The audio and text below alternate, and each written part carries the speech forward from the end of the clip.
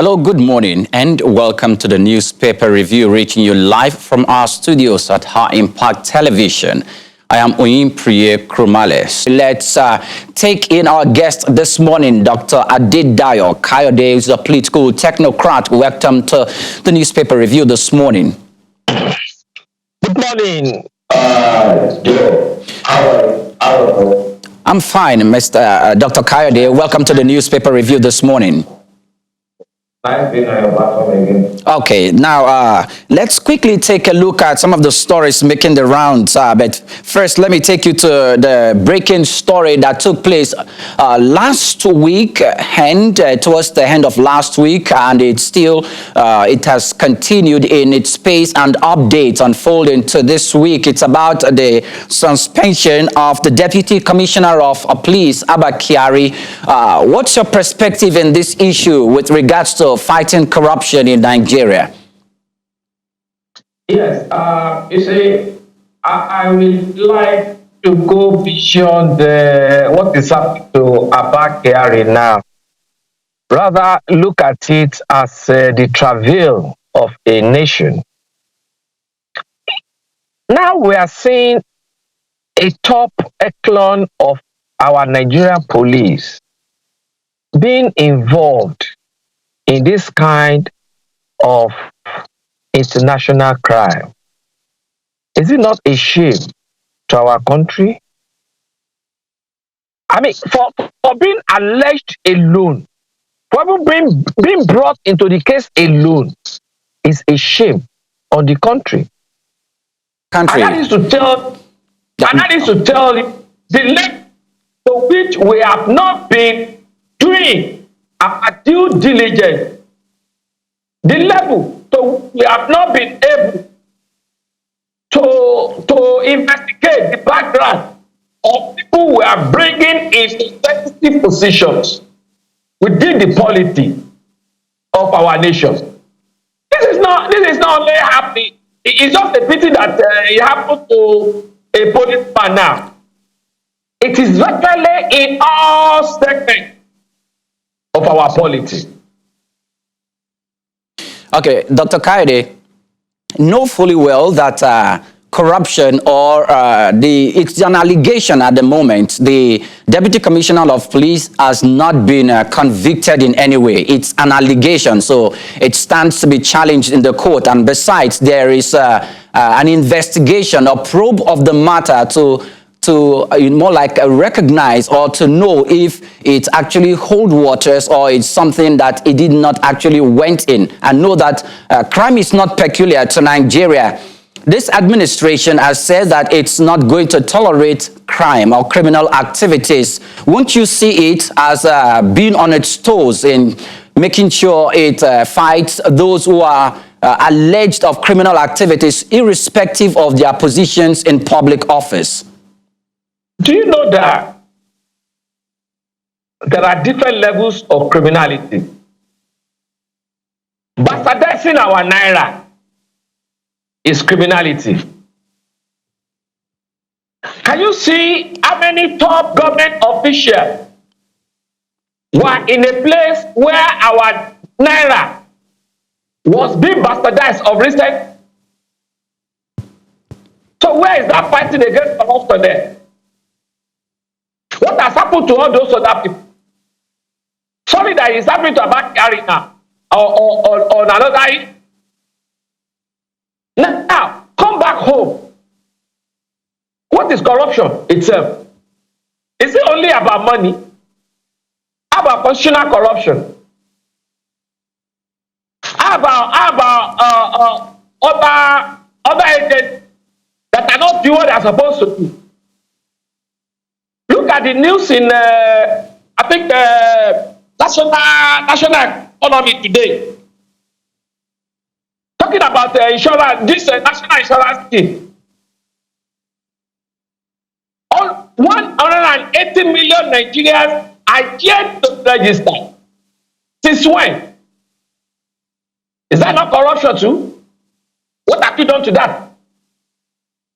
Is it not corruption when people are maiming, killing, kidnapping, ransom and all that to reduce to arrest them and punish them? Is that not corruption?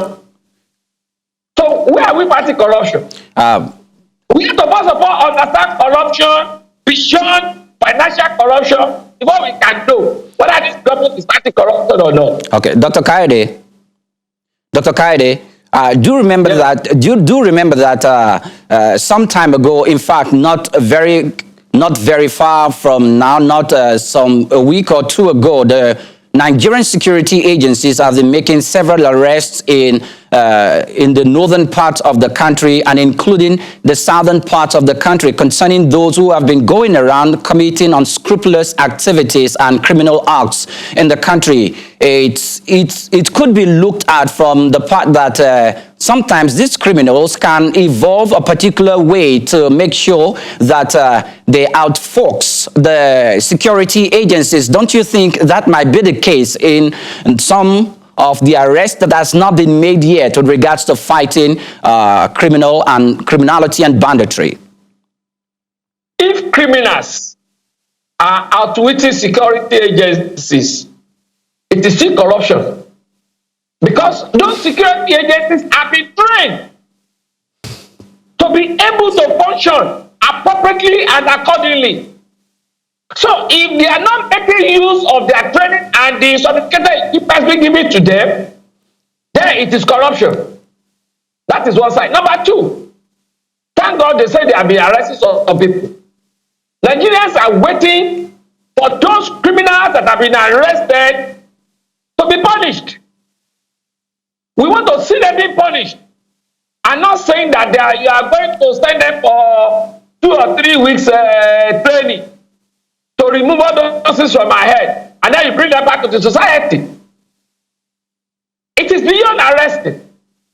There are a lot of people that are arrested in the past, but they are back to society. Okay. Now, Dr. Kayode, let's briefly move away from that to another topic of discussion. Now, let's go to a particular story making the headline in the Punch newspaper. Says Nigeria's loan from World Bank and the African Development Bank rises to 14.35 billion naira under the current administration. I believe you must have seen that, or you are abreast concerning information on Nigerian loan and debt servicing, and how we have been using this loan to facilitate infrastructure activities in Nigeria. So what's your take on it?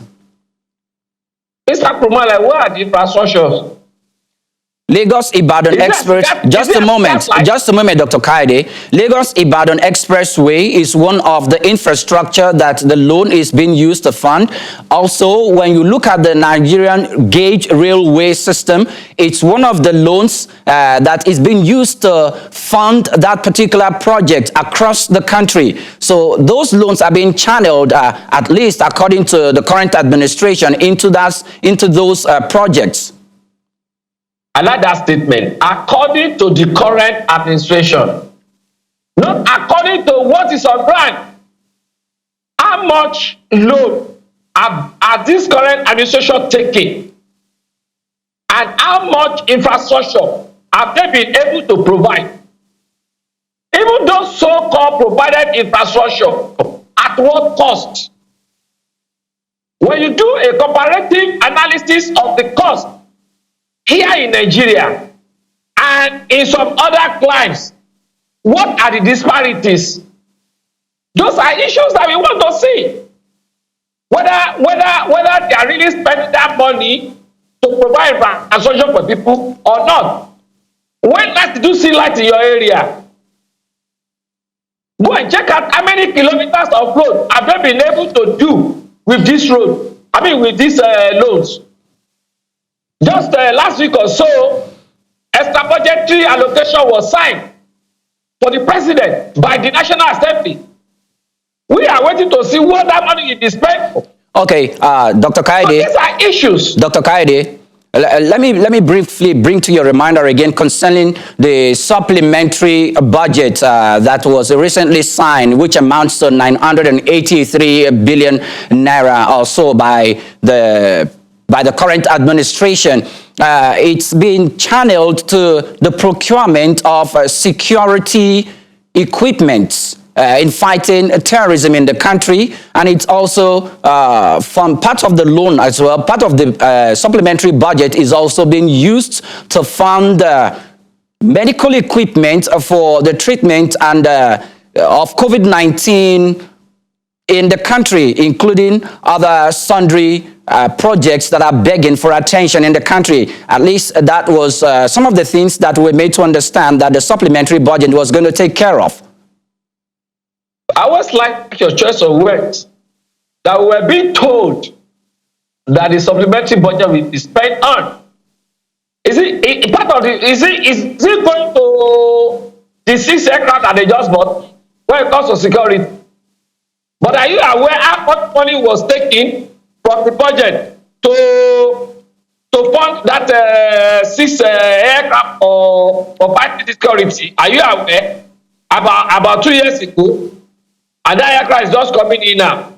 What other infrastructure are they bringing in on security? Then look at even fighting of COVID. Are you not aware the other time when some governors kept palliatives in warehouses and were brought out during, as an aftermath of NSAS? So what are you talking about? So when they are now buying palliatives again for all this, are they also going to be kept in the warehouses? Okay. Even at that time, I was saying, we people can also get to the banks to see whether some of the money that was supposed to be given to the people are being kept in the bank. So there is a lot of trust gap between the government and the people. Okay, now they have to look for a way to bridge this gap. All right, Dr. Kayode. Not until when this gap is bridged, nobody is going to believe whatever they are telling us. All right, Dr. Kayode, let's take a look at this from its perspective. We've seen that a lot of persons are very, very critical of the government, of the governing authorities in making sure that the dividends of democracy percolates down to the people at the ebb of society. Let's look at it from being responsible or accountable on the part of Nigerians in giving the government some level of support to make sure that its policies of giving dividends of democracy to the people are achieved. What would you suggest the people should support the government with in the areas of being accountable? There is no way Nigerians will get dividend of democracy without holding their elected leaders responsible. When you are not asking them questions, then they will keep on giving themselves dividends of democracy rather than to the people. Imagine leaders that have embezzled money meant for development of the people. They will come back, give just the crumbs to the people, and they be hailing them. But like you truly, excuse me, but like you have said, the people, it's incumbent on the people to ask questions. In the case where they don't have, when they don't ask questions, they don't get the dividends of democracy they are supposed to get. They wouldn't get dividends of democracy because they will think that they cannot talk. Without the people talking, they can't get dividends of democracy. Imagine somebody from his region have been going to the Senate for the past 5 sessions. Took a lot of contracts from a particular commission, almost 300 contracts. He got paid for over 100 of those contracts, and he didn't do anything. And people are still returning him to that Senate. And when you see some other people talking about it, they will say, you are trying to preach that particular tribe. So not until when people treat their religious, traditional, cultural, educational, economic dichotomies come together at one, and then ask salient questions from this elected political office holder, hold them responsible to Because not they swore to oppose.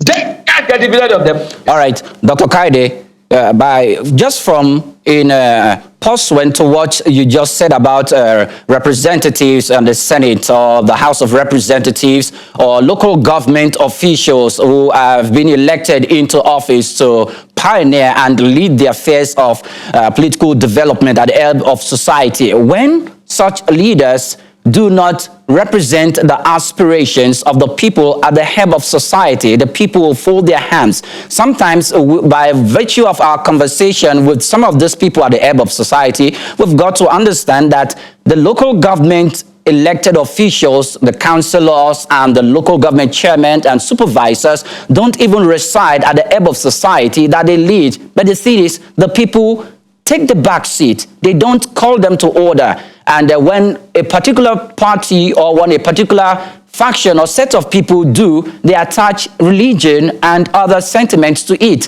How can this suspicion be removed from the people? Well, the same thing we are still saying. I also want you to know that, especially in the local government, the houses of assembly and all that, they are all being selected by one godfather or the other. And to that extent, there is nothing the people can do as regards who goes there. But the people can decide to ask them questions and hold them responsible in so many ways. There are so many ways in which people can undertake some of this. Some we cannot say on national television, some we can. Because each day is come with its own peculiarities and needs same to solve a problem. Okay. You can see the last local government election. That's what we call people's apathy. People were not coming out to vote because they know that the people that are being selected are not the people they are looking for. All right? But even at that, there are still ways in which people can make those who occupy those positions responsible to the people. All right. Okay. Dr. Adedayo Kayode is a political technocrat. Joins us from Lagos on the newspaper reviews this morning. Many thanks for your time. It's been a pleasure talking with you this morning. Nice having me. Thank you very much. Good morning to you. As far as we can go on the newspaper review right on High Impact Television, many thanks for joining us this morning. My name is Oyinpriye Krumale, and now we go back to the Tea or Coffee studios to join Ade and Oluwayemisi. Good morning.